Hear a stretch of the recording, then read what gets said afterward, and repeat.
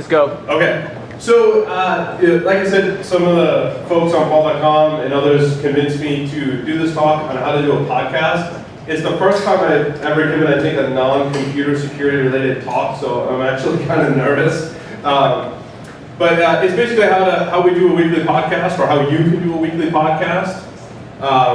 So a lot of people ask me all the time, they're like, how do you manage to do a podcast every week? How do you manage to do 2 podcasts every week? I do 3 podcasts every week. So they're like, you should give a talk on how to do a podcast. And reluctantly, I was like, yeah, okay. But some of the reasons for me was a lot of podcasts have come and gone. It's a great medium to get your word out there. And I really don't like to see that, so I thought by offering up, how we do it, how we get our act together, or try to every week to do a podcast, and encourage you to create your own podcast.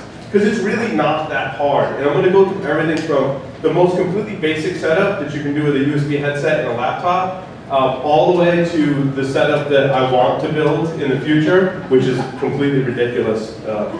Wait till you see it. All right. So then I thought, well, what do you need to do a podcast, right? Well, the first thing you need is an idea. You have to talk about something. You need people, because doing it by yourself, well, we'll get to that. And equipment, software, a schedule is super important, an understanding spouse, I'm still working on that, a website, and a podcast cake, always definitely helps. Some other nice to haves, right? Sponsors are nice to have, slogans, logos, custom music, guidelines for content. I think that those aren't requirements, but there's some other things that we have, so I'll include those at the end as well. And the no pooping past this point is related to the guidelines for content, okay? As we tell my talk, no bathroom talk, that's what we tell the talk. We don't actually have that rule on PaulDotCom. So let's talk about some ideas. This wasn't a very good idea. This is actually from PaulDotCom episode 150. John Scranton came out to my house, and I think that's the same garbage can that we're using over there, which is kind of funny. And we decided to do a keg stand. Now, what this picture doesn't show you is that this light over there was no more after the keg stand. So, one of the many casualties of PaulDotCom. Another interesting story, we're on camera, oh well. Another interesting story about that podcast was that Larry slept over, and the next morning we were cleaning up in the backyard, and I looked over, and he was standing in my backyard, and he didn't look so good, and he's like all over my lawn. It was not funny. It was pretty funny. I thought it was funny, he didn't at the time. So your podcast should be about something. And try and think about your format, right? I've taken a lot of feedback in the past 8 years about my podcast. And some people come up and say, hey, I love the format. It's this open, relaxed environment, and you're talking about all these different things for a really long time, and it's like a radio talk show, and we think that's great. I get other people that come up to me, they're like, your format sucks, I just want the information. So we actually created a whole new show just for that, so that we can hit the different formats. And I don't think anyone's right or wrong. I truly believe that people consume content in different ways. Some people like the long format where we sit around, we drink beer, shoot the shit and whatever. But some people just like the immediate gratification of here's 5 minutes of the information security news. I mean, that's why we created Half Naked TV, right? And then we did different segments. So we had these how-to segments. That's really how we separate ourselves out from the other podcasts, and that's something you might want to consider, is doing something different. Listening to the podcasts in the area where you're going to create your podcast is some really good advice for you as well. Because you can do different things, right? Like we're one of the few ones that actually do how-to segments, for example. Interviews, I think, are really important for pretty much every podcast, whatever your topic is, to bring in an expert. We've had some great interviews, and I'll talk about the people behind the scenes of PaulDotCom, but interviews are super important because it brings a different perspective, a different audience to your podcast, right? Whoever you're interviewing has an audience of followers, and they're bringing that to your podcast, which is kind of cool. We've done we've done roundtables too. Those are a lot of fun. In fact, I don't know why, but we're planning another huge episode. We're gluttons for punishment. So we want to have 4 roundtables with 5 different guests on each roundtable. So that's a total of 20 guests just for one episode, which is, I don't recommend that. It's kind of funny. Larry was talking to me last night, And he's like, so you're doing a talk on how to podcast? He's like, what, do you just have one slide that says don't? I thought about going with that approach, but I decided to have a few slides. So, quick one around it. Trying to decide too, are you going to broadcast live, or are you going to have video? Decide those things up front too, because it helps choosing your equipment and your format a lot easier. All right, so it's nice to have a place to record. We're kind of ridiculous. I built a studio in my basement, and I built a man cave to do my cigar podcast in. I mean, most of you are probably fine at your desks, but as you'll probably find out about me, I'm a little eccentric, and I take things over the top. For example, there's 60 amp sub panels in each of my studios. And my studio in my basement, which is also my office, is soundproofed. So there's insulation in the walls, there's insulation in the ceiling, there's extra thick ceiling tiles, and there's actually soundproofing foam inside of the office as well. Which, as a lot of you know, my wife and I just had our second child. It's about 3 months, and that's where I put him when he wants to cry. So it has dual purpose. So yeah, I mean, the thing is, make sure it's quiet. I mean, that's right. One of the places why I chose to do my podcast in a quiet place is because you don't want background noise like traffic and airplanes or lawnmowers. We had lawnmowers in one episode we did outside. There's a funny story about that I'll tell you later over beers, which involves an argument I got into with my neighbor. But yeah, so I mean, that's a bit about the place. Pick a place that, again, is quiet is probably the most important thing. Okay, so people, right? I can't do this by myself. The number of people on PaulDotCom just keeps growing. I don't know why they still want to hang out with me at this point, especially Larry, who was there in episode 1. So this was episode 300. We actually progressed to the point where every 50 episodes or so, we decide to celebrate. It's really just an excuse for us to drink beer. I mean, that's really how PaulDotCom kind of came about. And now we're at B-Sides, and it's kind of the same excuse that I just wanted to have everyone here so we can have beer together. So everyone raise up your glass, right? Because I like to make excuses to just sit around and drink and talk about security, so that's what PaulDotCom was about. So we had this episode 300.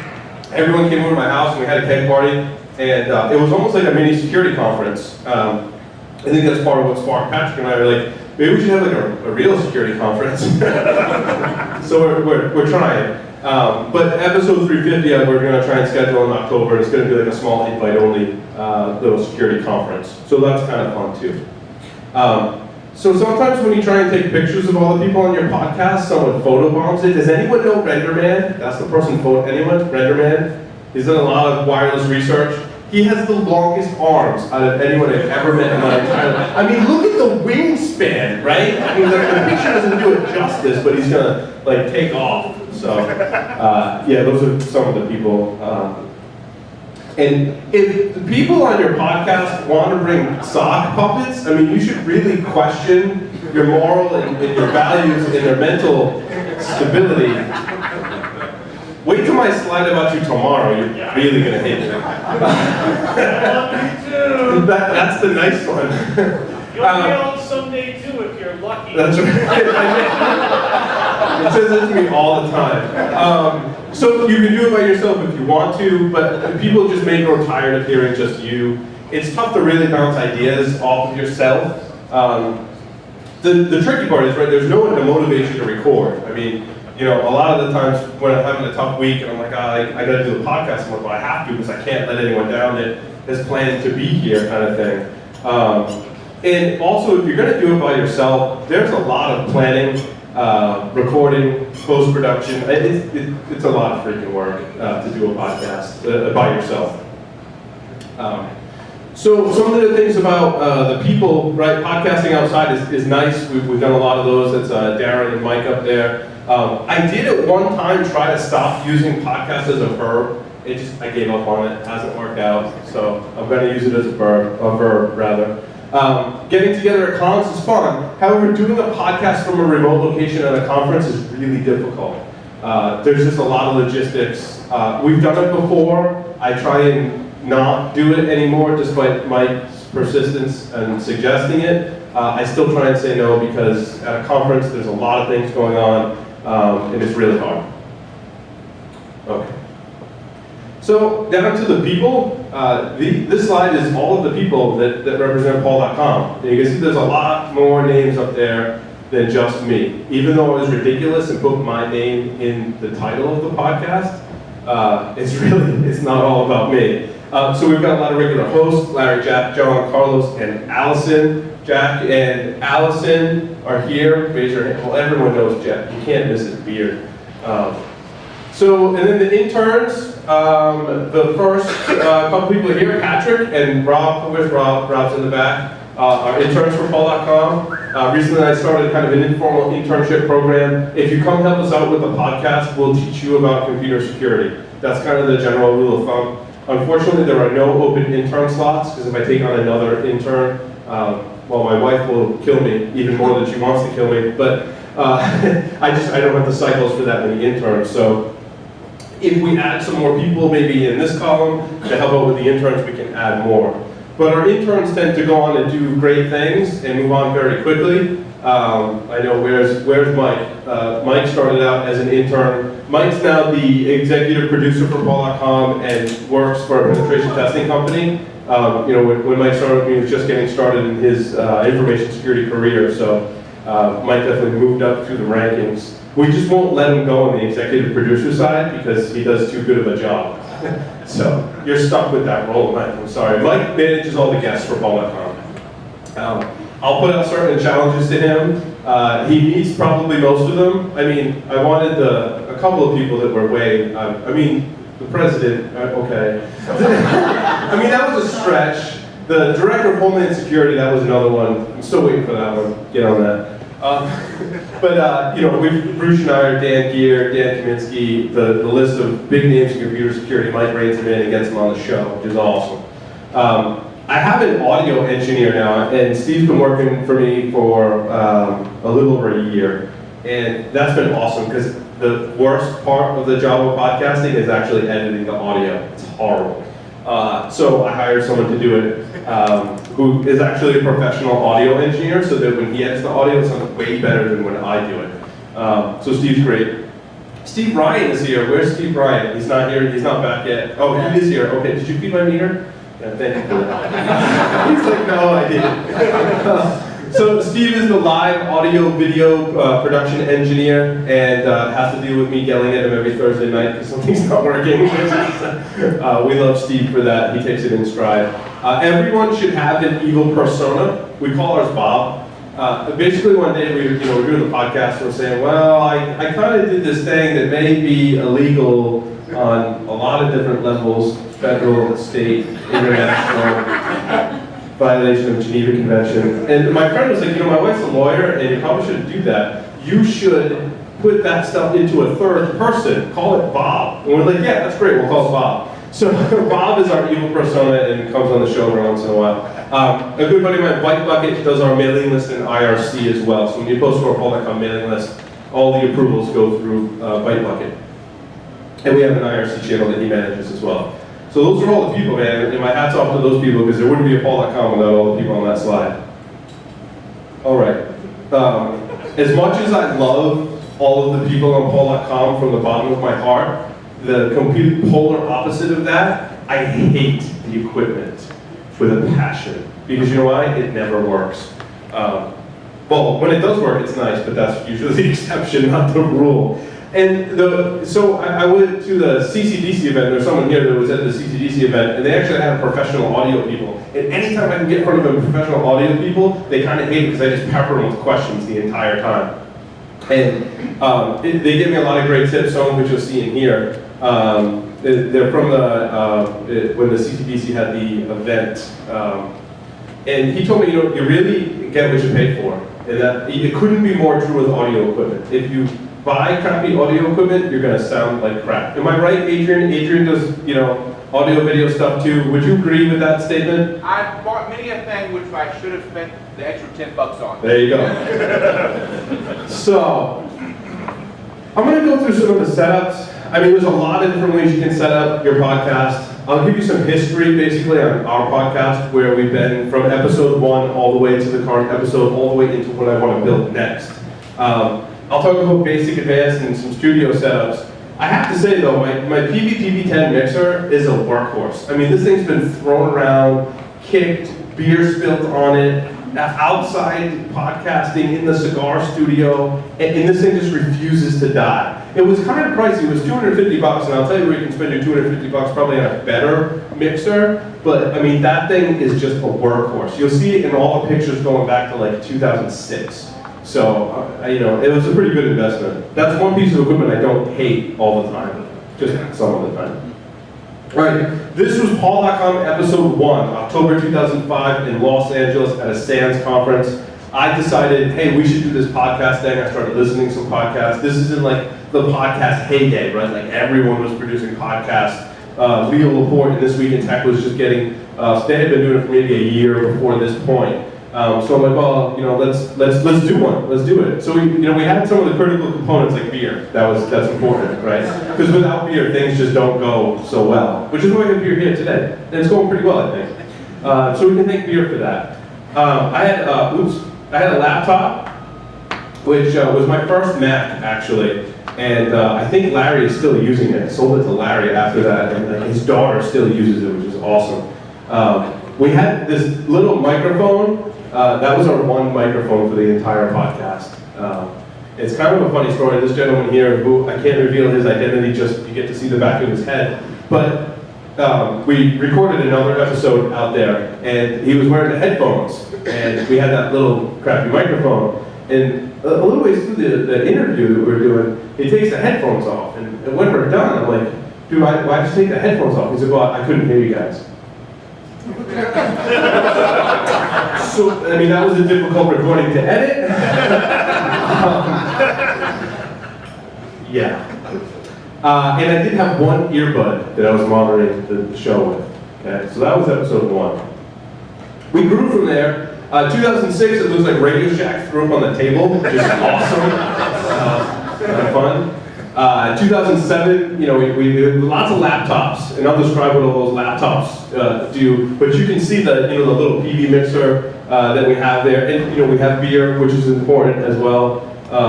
So those are, and we have beer in this one too, which is great. Yeah, so we grew a little bit. We got a little better. This is a little more advanced setup. We got this was 2008. We still have beer, very important, noticing a theme here. We have a soundboard, which is great, so we can inject audio into the show, which you want to do not as much. Like, you don't want to be a radio DJ that is just playing annoying sounds the whole time, but that's how we get the music into the show. We have a live stream at this point, which is cool, and we're doing recording digitally on a USB device into Audacity, and we're recording just one single track recording, and I'll explain how to do multi-track recording as well. So we got a little better. Oh, and I have a Heil PR40, which I'll talk about more in depth later. That's probably one of the most popular high-end podcasting microphones. All right, this was episode 150. You can see we have a whole bunch more crap. On this one, lots more laptops. We've got a phone bridge, so we can make telephone calls, which we don't use, which I need to get back to. We've got a solid-state recorder. So now we're doing both digital recording and an analog recording way to a solid state. So we've got multiple recordings as well. We've got Larry, we've got John. And I don't know if you can see the beer, but we've got beer. There's a keg right outside that door, which is nice. This was episode 200, which was pretty ridiculous. You can see we still have the PV mixer. A bunch of microphones here, and I'll talk about this. A bunch of microphones on the table with stands doesn't really work out that way, and I'll tell you a better solution for that. That was probably the episode that put me over the edge of having microphones on the table where you're doing a podcast. Okay, so this is PaulDotCom today. The pictures really don't do it justice because it's kind of spread out in one big corner of my office. But we've got a recording laptop that takes a Firewire connection from a multi-track recorder, which is actually right here. We've got a Google Plus and Skype laptop. We've got a Ustream laptop. We've got another Skype laptop, so we can do 2 simultaneous Skype calls, Google Plus, all coming in and out of our audio setup, as well as broadcast a high-definition feed live. I had to upgrade my internet connection to make this work. I have 30 meg up and 30 meg down from Verizon. Without that, none of this would really work.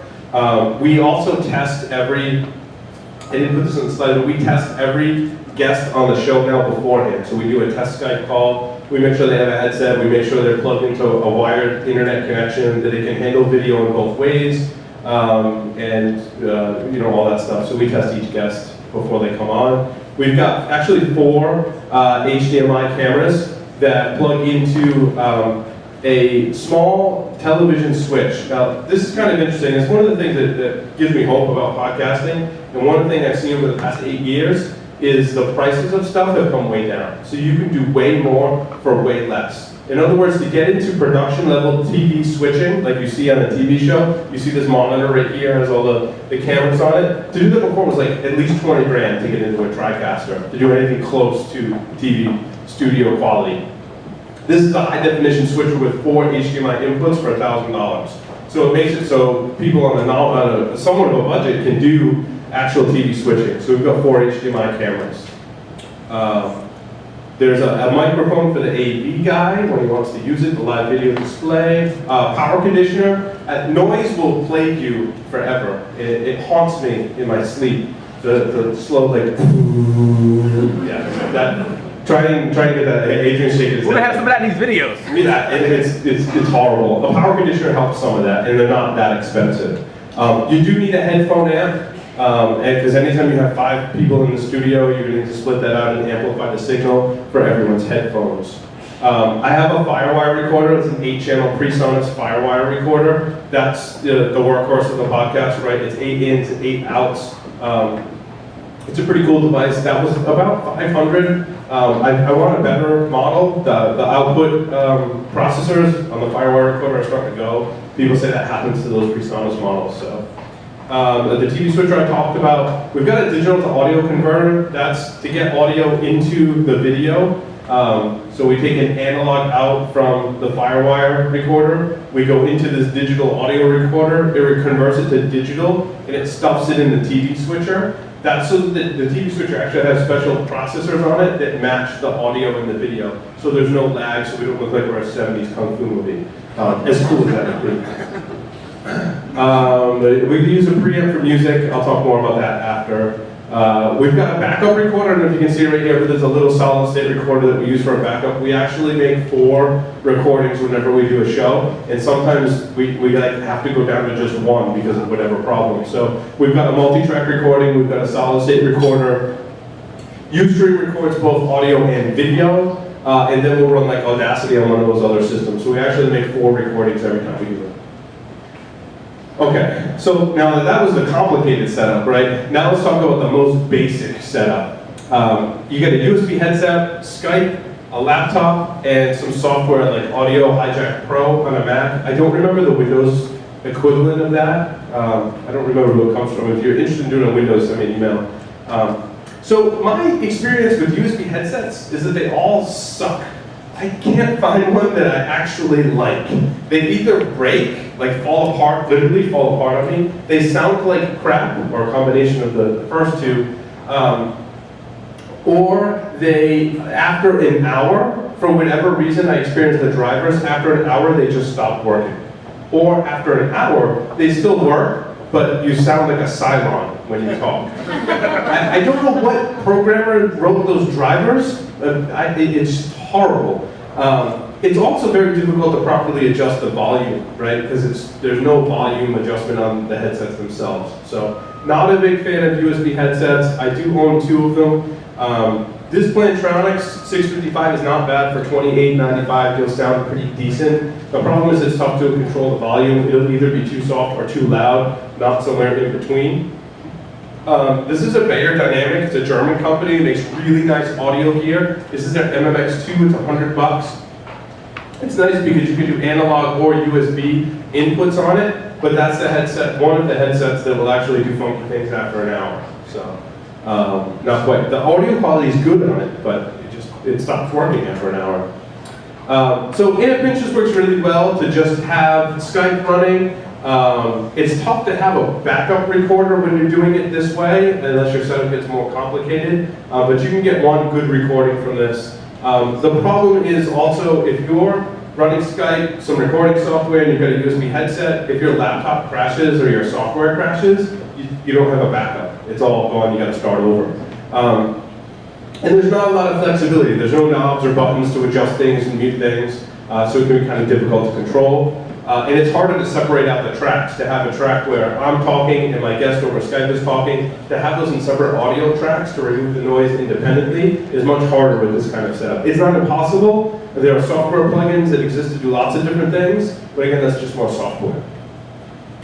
So one of the things, if you've got just 2 people on your show, it's harder to do with 3 people, is to record on both ends. So if Steve and I were to do a podcast, I would have my USB headset, I would do the recording, Steve would have a laptop, we'd have to be on Skype together, he would have a headset, he would be recording his end, and then the beginning of the show, we would actually count, right? We'd do an alternating count. How many beers have you had, sir? I've had 1.5 beers. Okay, do you think you can count?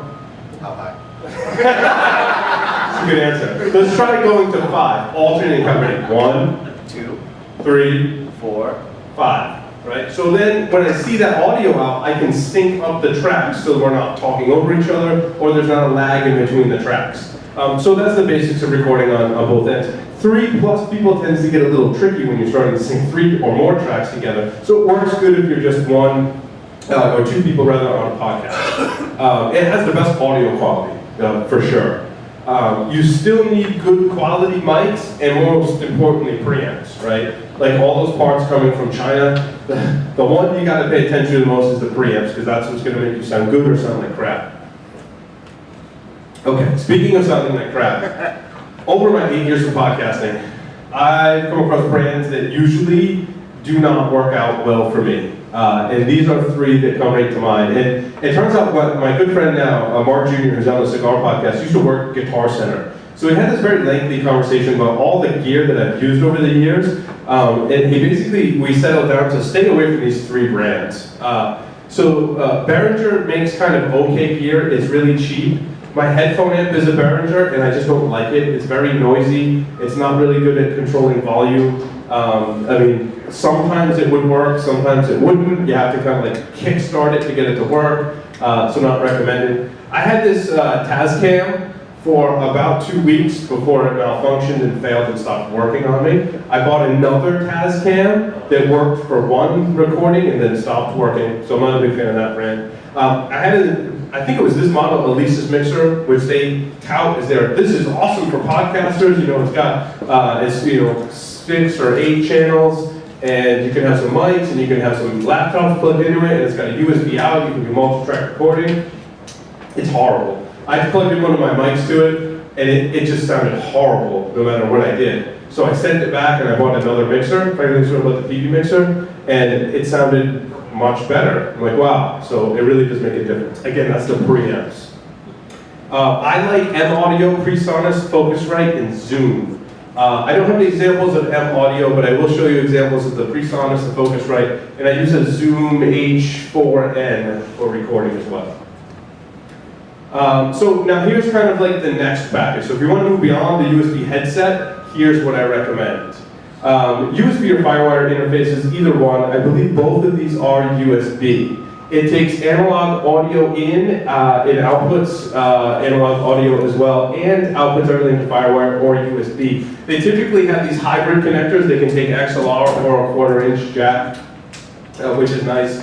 Very flexible. They sound great. So I just recently got one of these to play around with. Actually, to ship it to Carlos, but with my laptop that puts music into the podcast was very noisy.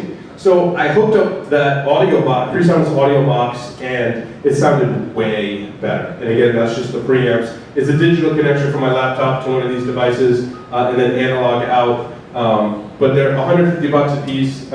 You can find kits online too that you can buy one of these devices, headphones, a microphone, a cable, for like a package price. Does someone have a question? No? If you have a question, just shout it out. So they usually have 2 inputs, 2 outputs. And the nice part is you've got knobs to control the volume on stuff. Because sometimes you'll get on Skype and people are like, I can't hear you. And even though the Skype volume slider, which is pretty useless, isn't working for you, you can actually turn it up on a physical knob on one of these devices, which is awesome.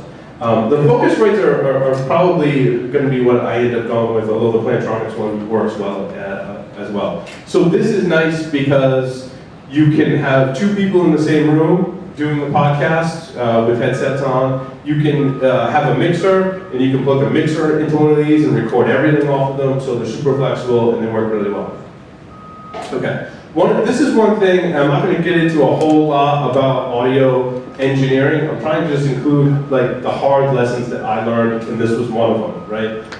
One of my friends who's an audio engineer that did the CCDC event told me he actually teaches audio engineering. And I'm like, dude, I'm confused, I suck at this. He's like, Paul, think of it like plumbing. He's like, everything relates back in audio when it comes to plumbing. And he's like, think of the difference between mic and line. I'm like, yeah, we have weird problems like that all the time. He's like, look, your mic output is like a garden hose, right? That's how much is coming out of your mic output. He's like, your line output is like a really large diameter pipe carrying water, right? So when they mismatch in either direction, bad things will happen, right? You'll either plug into your recorder, right, and the volume will be really low, and you're like cranking up all the knobs, and you're like, why is that? Or you have the other problem where you're just overdriving everything, right? Because you've got a line mismatch. And I tell you what, all the different gear that I'm going to talk about, it's not always apparent which is a line level output, which is a mic level output. So that will drive you nuts. I think I'm to the point now where I can really easily identify it and nip it in the bud and put an adapter on it to make the levels match.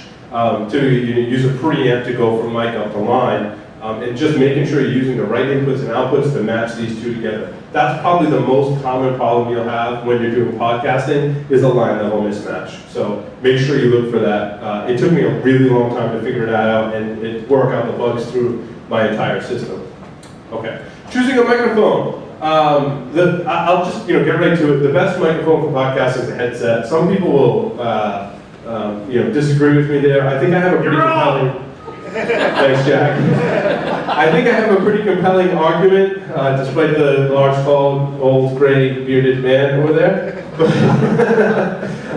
It seems expensive at first, but don't forget, the headsets I'm going to talk about are not USB headsets. They're real audio headsets, XLR connections. They come with headphones, they come with a pop filter, and you don't need to buy cables or stands for them. So factor that into the price. Okay, first some traditional microphones. This is the one that I like because it's cheap, it works great for podcasting. You're not going to notice much different between the versions of Shure microphones. This one comes with a mic stand clip, a cable, and a case for $40. So, I mean, we load it up on these. We use them for, if we need to run a mic to something or run it to a guest or whatever. We've got a bunch of these on standby. It's a cardioid dynamic microphone, which I'll talk about. It doesn't pick up a lot of background noise, which is the difference between this and a condenser microphone. So these work great, they sound great.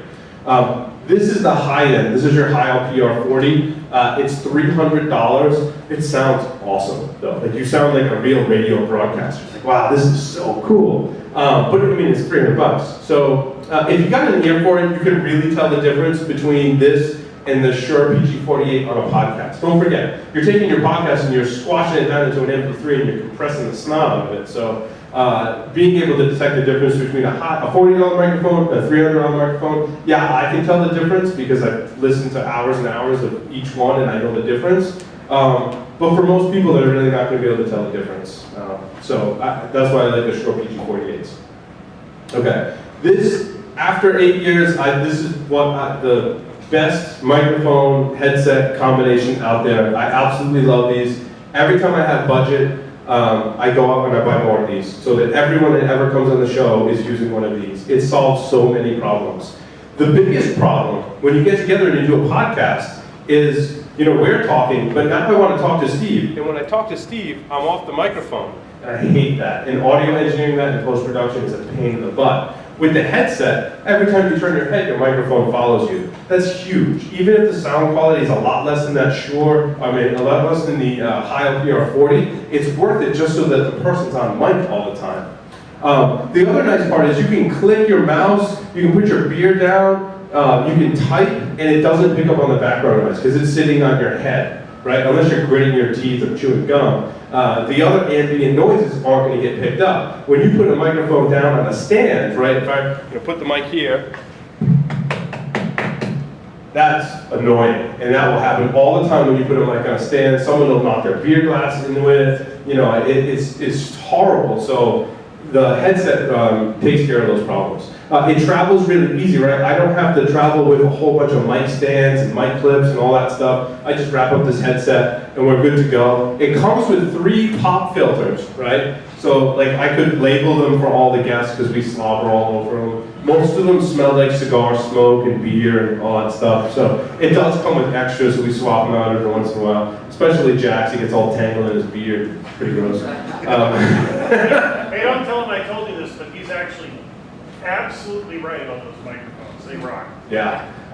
So, yeah, I'm sure you guys covered the mic, 3 pop filters. The boom on it is actually reversible, so you can take it and put it on either side, which is nice, whichever you're more comfortable with. It is comfortable to wear for hours.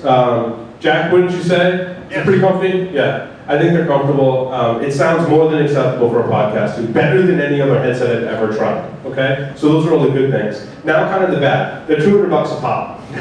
But again, that sounds like a lot, but you're getting a lot for that money. It rarely goes on sale. Believe me, I look all the time. If this would drop down to 150, like I'd buy 3 or 4 more of them. They never ever come down in price. I mean, and that's usually a sign that you're buying a quality product too.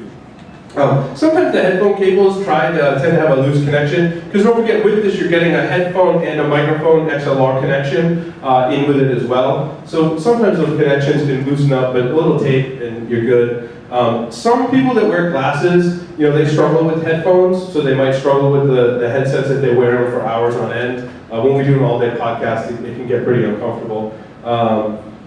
Yeah, and people will move the microphone away from their mouths because it's not really comfortable to talk with, you know, something like right here, especially while you're smoking and drinking, which is taking the utmost priority over sound quality for a lot of people that come on the show. But you know, they'll move it even like without even thinking about it. They'll just move it away from their mouths and just keep going, just like subconsciously. When something's like in front of your face, you just want to move it out of the way. So you know, I'm not shy about, you know, walking up to someone and just being like, "Oh wait, excuse me," and moving it back up, kind of thing. So I got more comfortable with that. And my, you know, my professional audio friends, they'll do that too. You know, they had to mic up people when we were doing the live production for CCDC. And you know, one of the things they told me was like, you can't be shy about making sure your microphone is placed correctly on your guest. They're like, you know, we used to do TV shows or news shows, and like we'd have to mic everyone up, and you just, no matter who they are, you know, Al Roker or whatever, you got to put the microphone where you need it. So don't be shy about that. The PAL microphones are okay, they're expensive. Again, stick with cardioid microphones. Condenser microphones are great if you've got a quiet room with nothing else in it. A laptop will generate enough noise with the mouse, the keyboard, and even the fans that a condenser microphone is going to pick that up. So don't go with those. Go with cardioid mics. The thing about microphones also that the headsets solve, so this is another positive for those headsets, is that pop filters and microphones don't look so hot on video, right? Like you can't really see not that you want to, but you can't really see my face there. You know, Larry's talking and you can see more of Larry, but it's still in front of him like that. The headsets look much nicer on the video. So that's the other reason we go with headsets. Okay, mixers. Analog mixers are okay. That TV one we have is nice. Mixers that have a USB for multi-track recording are good. This is the one that I recommend. Now I have to warn you, I haven't actually used this model. However, Allen and Heath makes the best mixers on the planet. They're known as like the mixer company. This mixer is $250. You know, it's a six channel or so, depending on how you count. And you can have 4 microphones in it. It's got a USB output, and the preamps are going to be really good in this Allen and Heath mixer. So again, for what I paid for my PV mixer, I could have got one with a lot more functionality and a USB output. So this is a Z10, and again, it's $250. So I wanted to include a setup that people could use as a guide. So on this setup, and the slide after this tells you what all the pieces and components are and the price tag associated with it. So I wanted to go through a basic setup where you have a mixer. So we'll take it step by step. You know, the first most obvious thing is you've got a mixer, you've got 3 headsets, and you know, their microphones go into the microphone ports, Their headphone jacks go into your headphone amplifier. That's in our headphone amplifier, it works okay. You plug that into the headphone output on the mixer, it would amplify the signal, everyone can hear, everyone's talking into the mixer, their audio is all getting into the mixer. So you need a quarter-inch cable to connect the headphone amp to the mixer. So you can use this as a guide when you're going to buy cables. That's the Zoom H4n recorder. You can connect that a lot of different ways. I like to use the tape out. You see there's these two little RCA jacks right here. That's the tape out, that's where you connect your recording device. So you go RCA to dual quarter-inch for left and right. So it's RCA left and right to quarter-inch left and right that goes into the recorder. The recorder is going to need an SD card and it's going to record everything, even as a backup. Even if you've got the USB doing a multi-track, have your recorder doing a backup as well, because sometimes things happen, like last episode. So your Skype connection is going to have an input into the mixer so that everyone can hear the person on Skype. There's also going to be an output from the mixer to your Skype laptop, and that's going to be what's called a mix minus. And that was one of the more difficult concepts to grasp my head around, was that this feed that we're sending back into Skype so that they can hear us when we talk in the studio, they can hear us on Skype, is all of the audio from the mixer except the Skype channel, because otherwise they'd hear themselves. So again, think of it like pipes, right? All this water's flowing in, and water's flowing in from the Skype laptop. When we send that water back out to the Skype laptop, all we're doing is turning a valve so they don't hear themselves. Okay, so that's what they call a mix minus. Another good way to think of it too, right, is you're recording a band, and you've got a mic on the drums, and you've got a mic on the guitars plugged in, and you've got a singer. You want the singer to only hear themselves, so you're going to send the audio back to the singer's headphones that doesn't include the drums and the guitar. So that's why the mixers have that stuff. That's actually what it's for. In podcasting, we're really warping that concept to be able to connect laptops into it. So that's the mix minus. Your music here, you want to inject audio in, right? So it's going to be a 1/8 inch connection on your laptop into a 1/4 inch line in on your mixer. Now, depending on what laptop you're using, you may need an external USB little sound card to do that. But you can use it just from your laptop. Some laptops have a line out, some of them are a mic out, it depends. Okay, wow, that's really short. Wow, I'm gonna run really long. Okay, so, and also you can take an input to this laptop as well and use it as another backup recorder, which is nice. So this is all the equipment that I listed before. The total cost of this is about $12.85. I permanently use Amazon for those prices. You'll get a really good sounding podcast for that amount of money. Let's see, I don't want to spend too much. You can use a compressor limiter gate. That'll help take out noise. They do make really cheap ones, but they mostly sound like crap. You can put telephone calls. This is $400, is probably like the device to put a telephone call into your mixer. So add $400 if you want telephone calls. We just primarily use Skype because it's a lot cheaper. Software, we use Ustream Producer Pro for our live streaming, Audacity, iTunes. Feeder allows us to create and edit our RSS feeds to distribute our podcast. Mars Edit we use for blog posts, GarageBand is for our live multi-track. So what I want to spend most of the rest of the time is, if I had to do it all over again, setup. This is how I would do it, right? This is a Focusrite Scarlett 8x8. It's 8 channels in, 8 channels out, USB recorder. So what's going to happen is this device is going to plug into a laptop that's ideally going to run Apple Logic Pro. What that allows me to do is everything in software. So I can apply compressors, limiters, gates. I can do all kinds of magic things with the audio all in software, including recording all 8 tracks at once. So that's how I would do that. Then to get audio in and out, I put one of these Focusrites on each one and use that as my sound card. That eliminates so much noise, gives you so much more control. Yeah, they're $150 a pop, but this is if I had to do it all over again.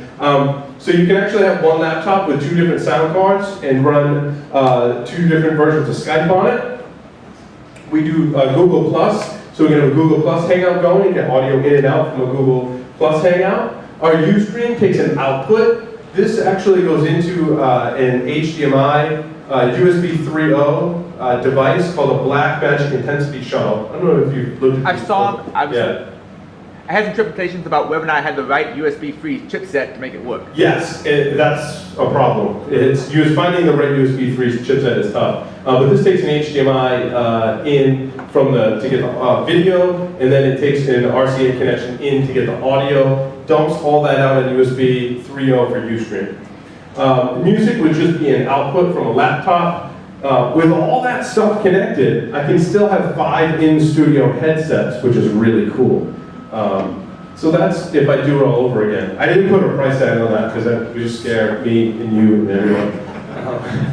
So make sure you have a regular schedule. I've had zero success trying to do a podcast like, whenever we have time, we'll do one. Never works. The only thing that's ever worked for me is setting the same time and same day of the week every week.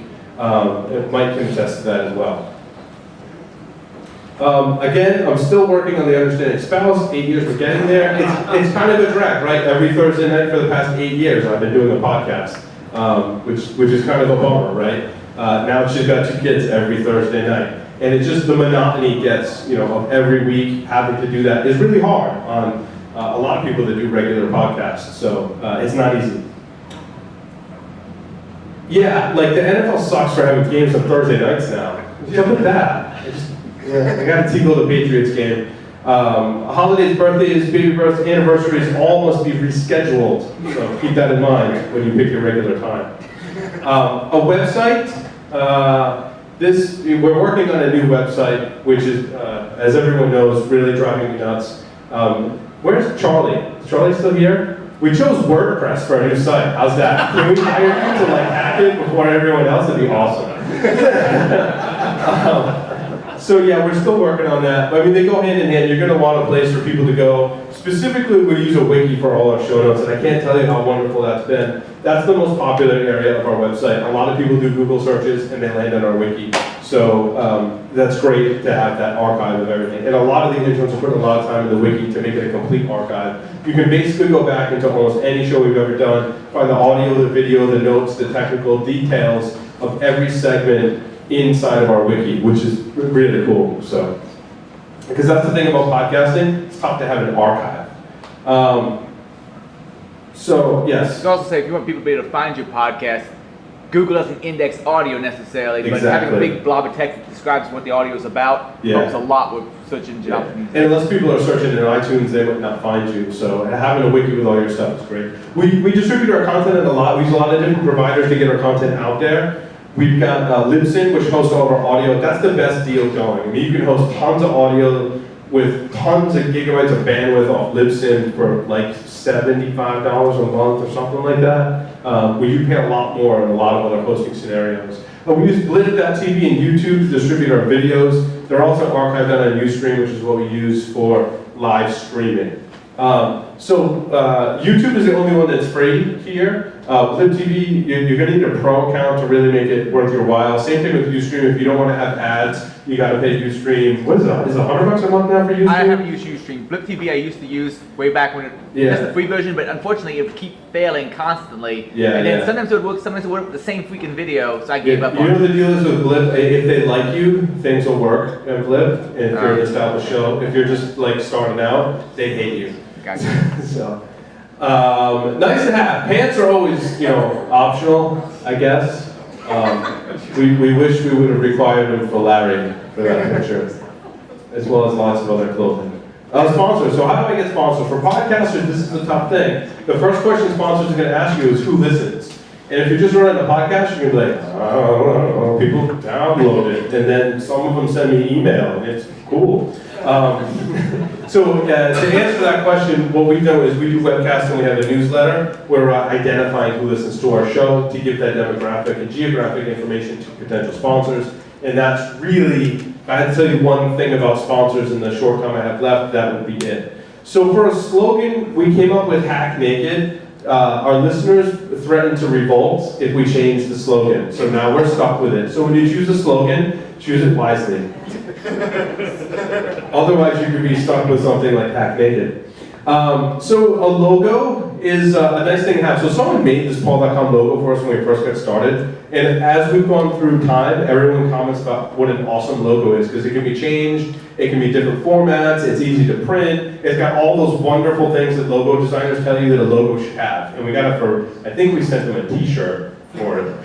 So thanks to Craig Stepp for creating our logo. The Stogie Geeks logo, I put it on a logo bid. I want to say you can set how much you want to pay someone for your logo, and then a bunch of people create a bunch of different logos for your show, and you get to pick the winner, and then you pay that person, and they send you the logo. I think I paid $300 for the Stogie Geeks logo, so I'm pretty happy with that. Again, that site was logobid.com. I also have bought custom music over the years from podcast themes. PodcastThemes.com, I think is the name of the website. If you're looking for it and you can't find it, just send me an email. Tell them I sent you over there because I bought music for 3 different podcasts at least once, sometimes 2 or 3 times from him. So like he knows me. I refer people to him all the time. He's super nice. You can either pay to use his music or you can buy it outright and own all the rights. So I own all the rights to all the podcast shows and music. You can find royalty for your music online that you can use, which is great. If you run clips of copyrighted music, you're probably okay inside of a podcast, especially if you're just playing a clip of it. When you put it up to YouTube, YouTube has this special super secret spy software probably developed with the NSA. It goes, oh my God, your video contains copyrighted music. I'm like, how the frick did you know that? And it'll flag your video, and you say, yeah, I still want to put my video out there, and then they could pull it. Most of the time they haven't, so I guess it depends on, I don't know what makes the determination of whether to pull it or not. So we interviewed the guys from Cycle Override last night, and at the end I played the bicycle song by Queen, which was good, I got a kick out of that. But that video will probably be flagged on YouTube when we post it. We try and have content guidelines. You know, the podcasts are regulated by the FCC, so you can say whatever the heck you want on the podcast. I strongly recommend you at least curse every once in a while, just because you can, because it's kind of fun. Fuck yeah. So we aim for a PG-13 rating. Sometimes we fall short or go way beyond that. But we also set rules too. Like we don't talk on our security podcast, cigar podcast. We don't talk politics or religion. If you want to have a podcast about politics or religion, that's great too. But I didn't want to mix the topics, and it kind of helps set things in the right direction. So that's just you know, we have that rule on our shows. And that's it. So you can find the PaulDotCom podcast there, Hack Naked TV, Stogie Geeks, and then I do the Tenable podcast every week as well. So those are links to all my podcasts, and you can email me, paul@hacknaked.tv. Do I have time for questions, or no, you're kicking me out? 5 minutes for questions. 5 minutes for questions. Shoot. Who's got questions? Question. Yeah, why don't you use Google Analytics or something like that on your podcast? Yeah, so you can put Google Analytics on your website, in your RSS feed. Unfortunately, it doesn't get in the actual audio. So it is a good, we do have Google Analytics on the new site, throughout the new site. So yeah, that's a great suggestion. That will give you some measure of who's visiting your website, not necessarily who's listening to your podcast, right? Most of our listeners, 80% plus, go through iTunes and download our podcast, which means I'm only collecting information from those people that Libsyn is giving me about where they are geographically. It doesn't tell me who they are. Sponsors will ask for things like, well, what job titles do people have that listen to your show? I'm like, I don't collect that from my podcast. You register for one of our webcasts or sign up for a newsletter, I may ask you for that information. You know, I don't want to know necessarily your address or your phone number, but tell me where you work, what your title is, and you know, are you a decision maker, or just some generic information about you helps me get sponsors. Question? Not a question, a comment on Yeah. that. From listening to other podcasts, just say at the beginning of it, sometime during this podcast, we're going to give you the URL to the free download. Listen, you'll get the download. Right. Then you get all the, you can track all the downloads and stuff, and just make it random. Yeah. Don't always make it the last 3 minutes, because then people just switch the end. Right. Yeah, you gotta, that's a good point. You gotta put advertisements, or if you're telling people to do something, at different points in the show. If it's at the same point in the show at every show, people just fast forward through it, or not listen to the last 3 minutes, like Right, you said. so put your download URL somewhere in the middle, and then you can figure out how many people are listening to it. How many people go back 2 years later, which is your Right. Yeah, so Libsyn gives me the statistics of how many people download previous episodes, and it's really frightening. And that's one of the best selling points to your potential sponsors. Look, you know, I listed the downloads, I got it on a slide, I listed download statistics from our shows that were done in 2006. And how many, it's like 2,000 downloads of the shows from 2006 last month. So when you buy an ad on our show, people are going to hear it, you know, for a really long time. So that's one of the best selling points. Unfortunately, that alone doesn't help you get sponsors. I wish it did. Any other questions? Yes? Is Twitchy in jail yet? Twitchy is not in jail. Twitchy was a member of the show, and he is not in jail. He works at an undisclosed location for an undisclosed company right now. But he's still alive and doing security work. That's all I can tell you. Yes? You may not want to answer this, but I want to ask about the cash flow from your podcast. Mm-hmm. Do you break even? Do you make supplemental income from this, or do you lose money on it? Yeah, we pretty much break even. I would say I haven't really gone back and done all the accounting, to be honest with you. I'd imagine that we probably break even. All the beer. Yeah, the beer and cigars probably puts us in the red. But if you take those out, we probably break even. Some things that help, someone wants to sponsor our bandwidth, which is about $350 a month. So, yeah, it's a hefty price tag. That's on a good day. You know, there's probably a service I'm missing in there as far as bandwidth goes. So, yeah, we probably break even. So. Any other questions? Adrian? What is best in life, Conan?